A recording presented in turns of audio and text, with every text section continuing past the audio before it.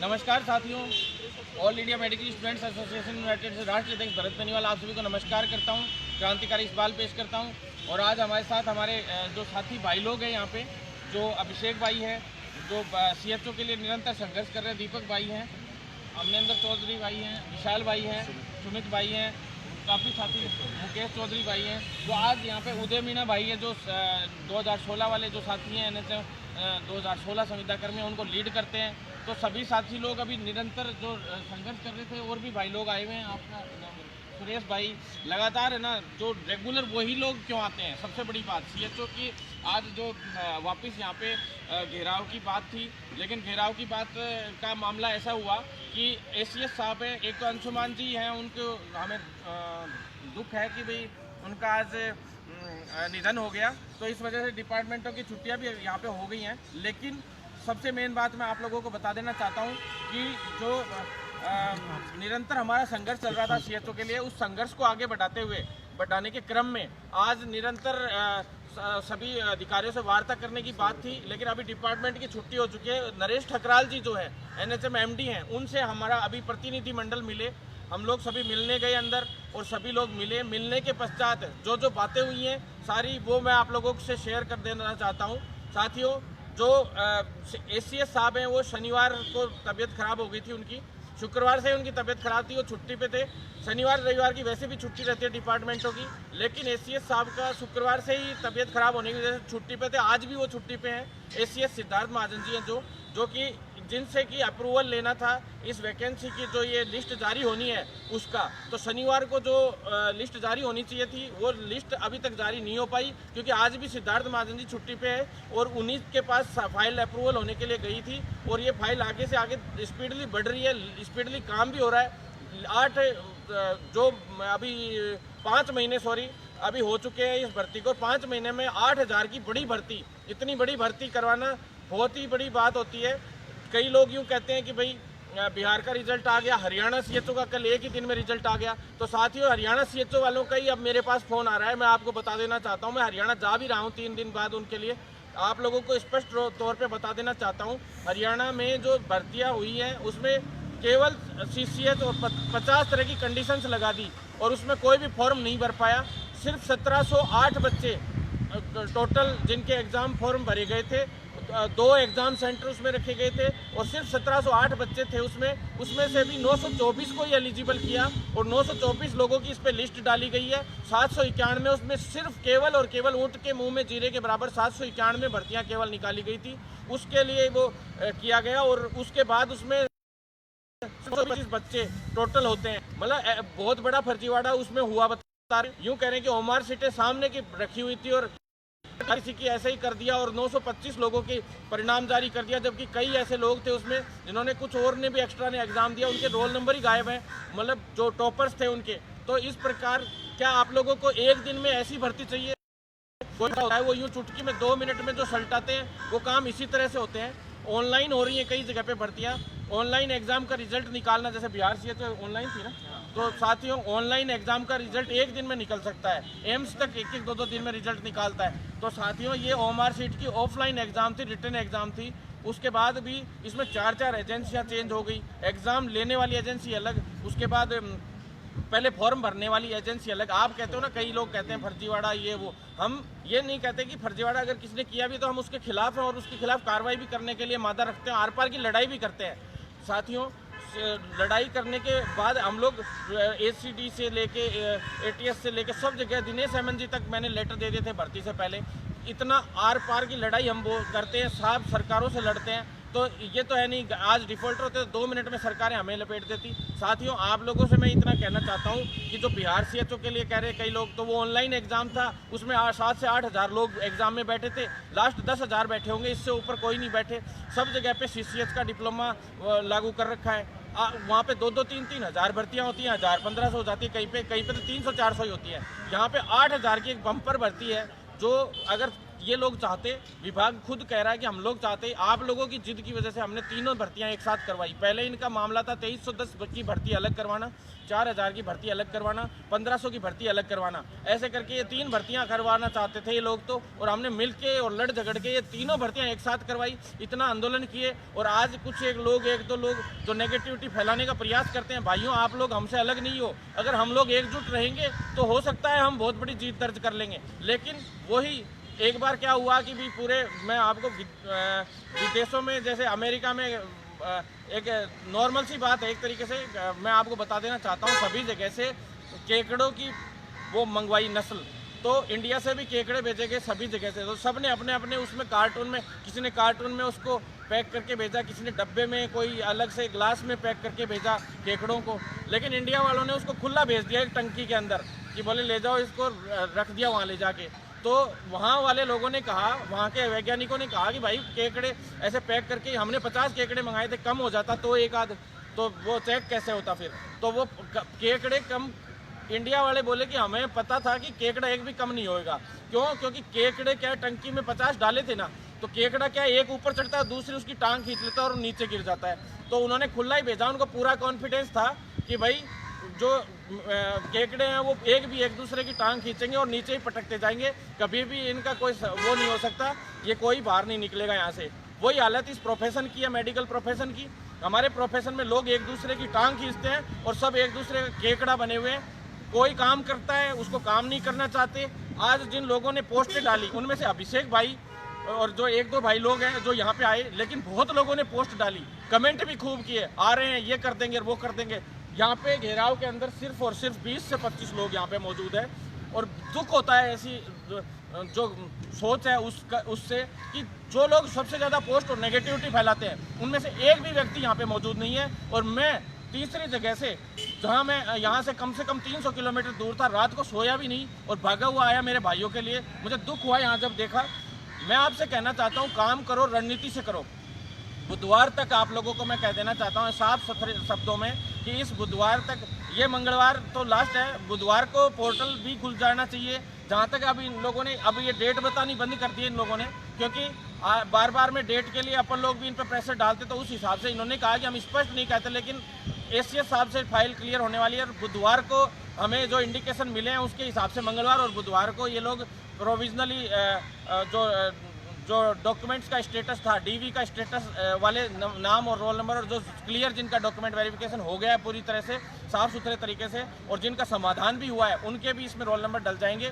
कई लोग ये सोच रहे हैं कि 1200 से 1300 लोगों का सस्पेंडेड हुआ है, तो उसको आप लोग सस्पेंडेड को वो फाइनल नहीं माने, क्योंकि उनमें से भी ज़्यादातर लोगों के अभी सस्पेंडेड हटके और क्लियर तरीके से आएगा। इसमें 200 से 250 बच्चे ही ऐसे रहेंगे लास्ट जो इनका सस्पेंडेड होगा पूरी तरह से, जिसमें मेनली जाति प्रमाण पत्र वाले का जो इशू है वो चल रहा है एक तो, और उसमें भी कोर्ट से समाधान ज़्यादातर बच्चों का हो ही रहा है, और जो मुद्दे हैं लगभग सॉल्व हो चुके हैं। कोई गिना चुना मुद्दा छोटा मोटा रह सकता है, और करेक्शन वरेक्शन कार्य छोटे मोटे हैं तो वो भी समाधान। ग्रेजुएशन पोर्टल खोला जाएगा बुधवार को या मंगलवार को। साथियों, मैं डेट नहीं दूंगा, लेकिन जल्द खोल दिया जाएगा, इतना मैं आपसे कहना चाहता हूँ। क्योंकि डेट देता हूँ फिर कहते हो भरत बेनीवाल जी ने तो ये कहा था। अरे भैया, ना तो मेरे पिताजी की है ये स्वास्थ्य विभाग, ना ये मेरा वो है सिस्टम। हम तो दबाव बनाने का काम कर सकते हैं, आप लोगों के लिए लड़ने का काम कर सकते हैं। हम ना कोई कांग्रेस बीजेपी है जो तुम लोग हमारे टांग खींचते हो। अरे भैया, कोई ना हम चुनाव लड़ रहे जो तुम एंटी प्रतिद्वंदी बन के यहाँ पे थोड़े दिन है, इस प्रोफेशन को बदलना चाहते हो तो बदल लो।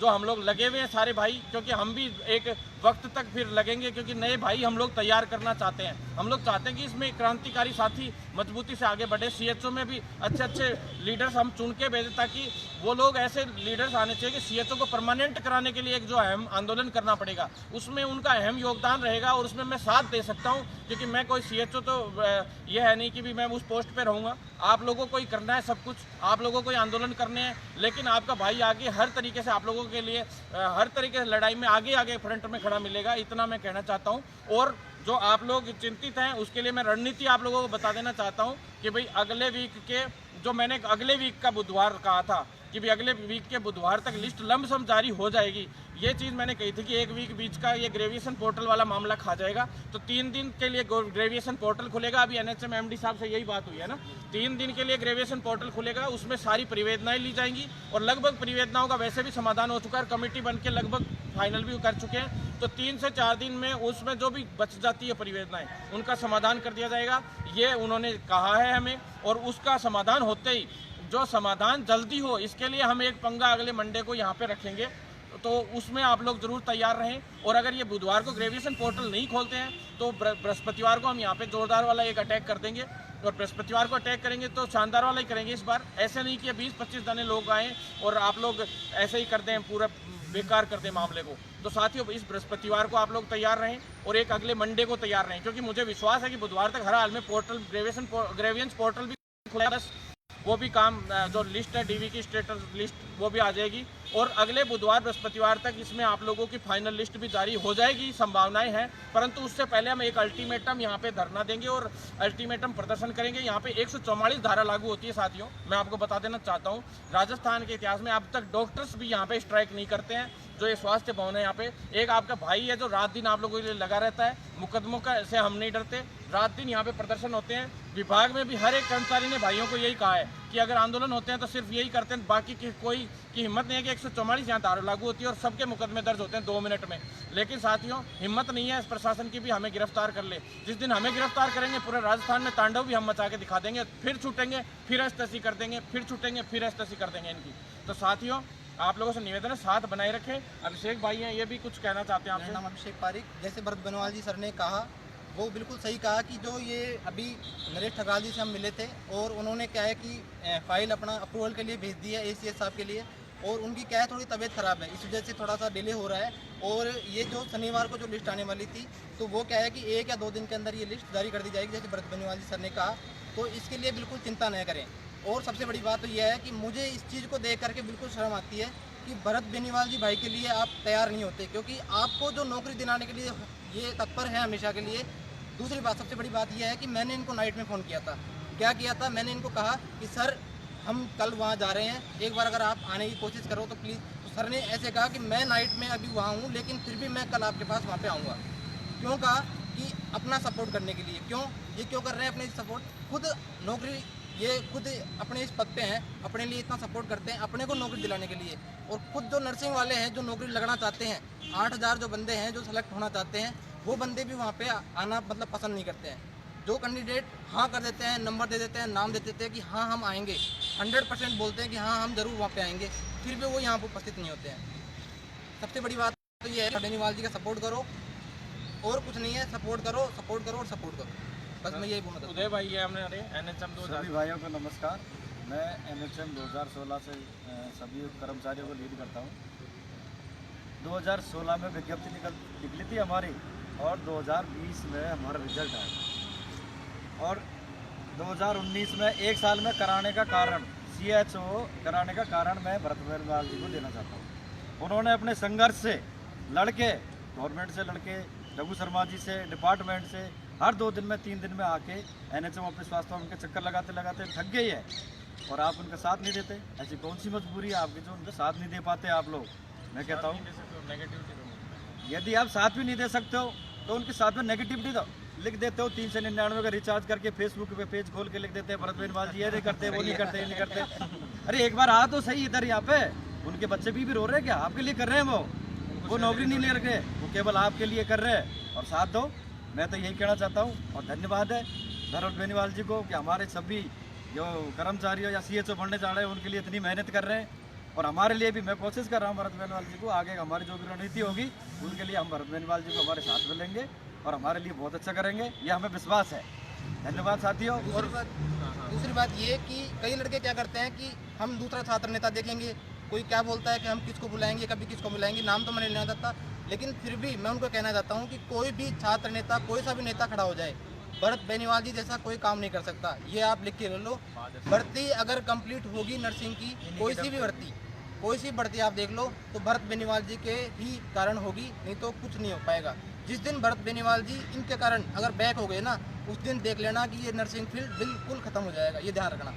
सबसे बड़ी बात। साथियों, एक ये तरुण शर्मा भाई हैं जो हमेशा हर जगह पे तैयार मिलते हैं, इनको बहुत बहुत धन्यवाद देना चाहता हूँ। और दीपक भाई हैं, ये भी रेगुलर, अभिषेक भाई भी ये एक्टिव रहते हैं बहुत ज़्यादा। और इन भाई ऐसे भाइयों को मैं कहना चाहता हूँ कि हर भाई इनकी तरह बनो आप लोग। मैं कह रहा हूँ ये प्रोफेशन बदल जाएगा, बदल जाएगा, बदल जाएगा, और हम इस प्रोफेशन को बदल के छोड़ेंगे। तुम कितना भी कोई भी नेगेटिविटी फैलाए, कोई भी कैसा भी कर ले, हम इस प्रोफेशन को बदल के छोड़ेंगे। इस 1 साल में हमने प्रण ले लिया है। तुम चाहे कुछ भी कर लो, कोई भी आ जाओ माई का लाल, हमें रोकने की किसी भी तरह से कोशिश कर लो, तुम चाहे हमें लाख जेलों में डलवा दो, सब कुछ कर दो, लेकिन हम नहीं रुकेंगे किसी से भी। और हम इस प्रोफेशन को बदल के छोड़ेंगे।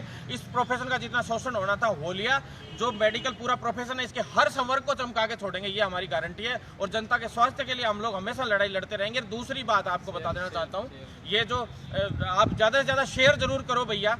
ये वीडियो हर बच्चे तक पहुँचना चाहिए, और हर बच्चे तक पहुँचना चाहिए। क्यों पहुंचना चाहिए? क्योंकि ये लोग कह देते ना, इन लोगों के कमेंट वालों तक भी पहुंचना चाहिए कि तू उस दिन ये, और जवाब दो उनको, तू कमेंट कर रहा था, तू कहाँ था उस दिन आंदोलन वाले दिन? एक भी दिन अगर किसी दिन आंदोलन आया हो, कोई भी ऐसा कोई महीना नहीं बीता इन 5 महीनों में, ऐसा कोई सप्ताह नहीं बीता जिस दिन हमने यहाँ पे अपन लोगों ने प्रदर्शन नहीं किए, आंदोलन नहीं किए, यहाँ पे इन विभाग वालों की ऐसी तैसी नहीं करी। ऐसे ऐसे वीडियो आए कि IAS अधिकारियों को हमने सीढ़ियों में, कोनों में चढ़ा दिया। ये हालत हो गई। महापड़ाव हुए, खूब रैलियां, प्रदर्शन हुए, उसके बावजूद रेगुलर अब कोविड होते हुए लगातार 5 महीने में संघर्ष रहा।